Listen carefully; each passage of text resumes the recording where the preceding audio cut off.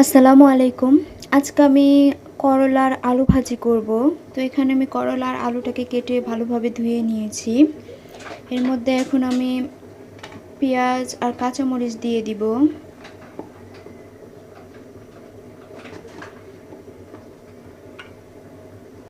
তারপর এখানে আমি আদা রসুন বাটা দিয়ে দিব।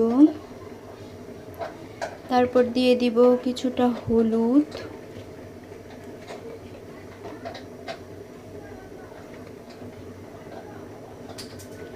এরপর দিয়ে দিব কিছুটা লবণ,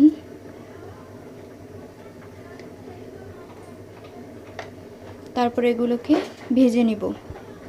তো আমি করলা আলুটাকে ভেজে নেওয়ার জন্য এখানে একটা কড়াই নিয়েছি। কড়াইতে কিছুটা তেল দিয়ে দিব।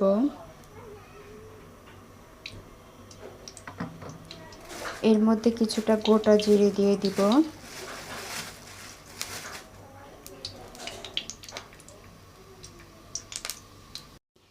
এরপর এর মধ্যে কেটে রাখা আলু এবং করলাগুলো দিয়ে দিব।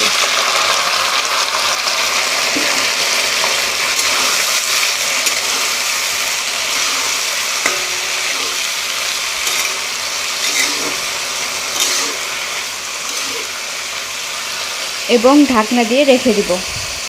করলা আলু সিদ্ধ করে নেওয়া শেষ। এটাকে এখন আমি অল্প তেলে ভেজে নিব। করলা ভাজি করে নেওয়া শেষ। এটা এখন আমি একটা বাটিতে তুলে নিব।